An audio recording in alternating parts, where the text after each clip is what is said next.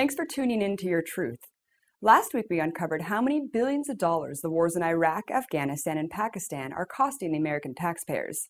We all know that war costs a lot of money, but what we don't know is that the same people who profit off the wars we create have a direct influence in shaping the foreign policy that keeps America at war, while putting millions of dollars in their own pockets. This is the way our government system is supposed to work. Foreign policy is supposed to be drafted between the President and Congress, and the Secretary of State is supposed to serve as the President's main foreign policy advisor. In the current administration, this is Hillary Clinton. So what is foreign policy? Foreign policy is a set of goals outlining how a country will interact with other countries economically, politically, socially, and militarily.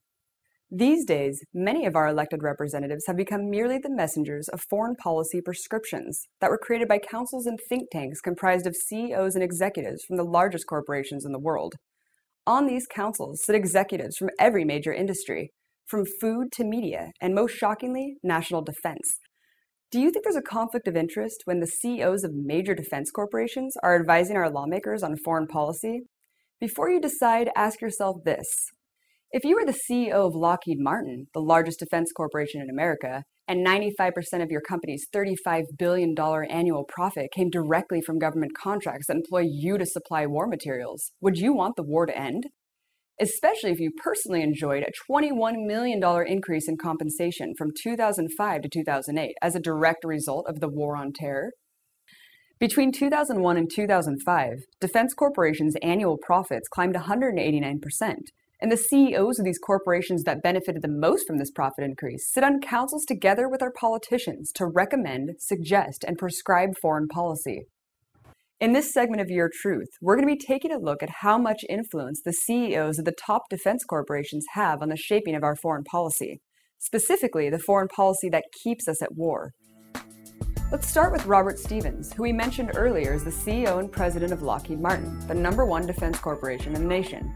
Stevens is the presiding director of Monsanto, the largest manufacturer and distributor of genetically modified seeds, a member of the Council on Foreign Relations, and a member of the advisory board to the Atlantic Council. So what are these councils? The Council on Foreign Relations is a powerful think tank comprised of the world's biggest CEOs and executives in banking, mining, oil, food, media, real estate investment, and politics. A few of the most recognizable political members include David Rockefeller, John McCain, Dick Cheney, Colin Powell, and Madeleine Albright. President of the CFR, Richard Haass, was the former director of policy planning for the Department of State. CFR board member Richard Holbrooke is Obama's special advisor on Afghanistan and Pakistan. According to their website, one of their functions is to sponsor independent task forces that produce policy prescriptions on the most important foreign policy topics. Let's not forget that corporate CEOs do not take an oath to serve the best interests of the American people. Their primary obligation is to maximize company profits. I know we all want to believe that our politicians are incorruptible and won't take corporate dollars that might sway their decision-making. But would millions of dollars sway you?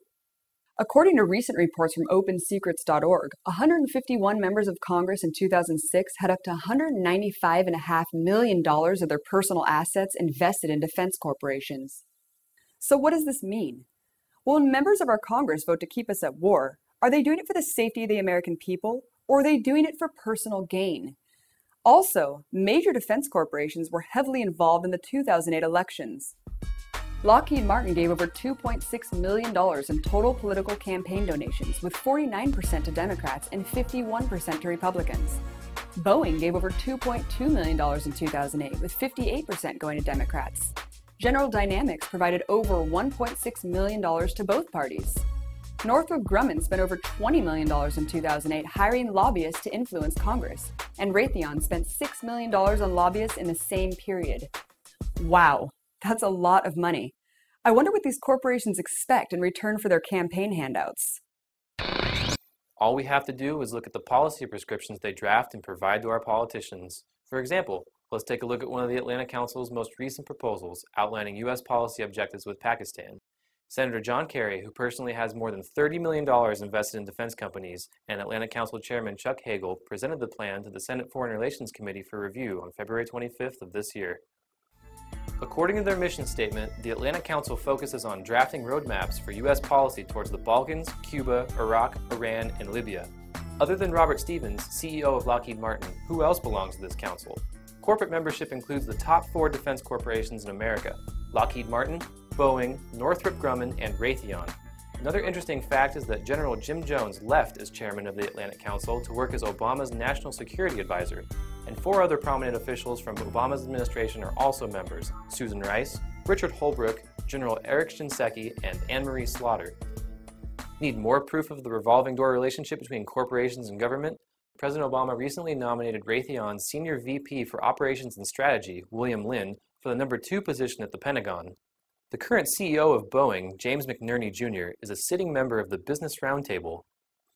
The Business Roundtable is comprised of CEOs of the top 160 corporations who present government officials with reasoned alternatives and positive policy suggestions.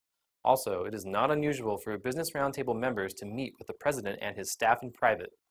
Northrop Grumman, the 4th largest defense corporation in the world, saw net sales of $7.6 billion in 2000 skyrocket to nearly $34 billion by 2008. According to CorpWatch, at least 7 former officials, consultants, or shareholders in Northrop Grumman held positions in the George W. Bush administration. It is also worth noting that in the last 10 years, Northrop Grumman shelled out $8.5 million in campaign contributions to both parties.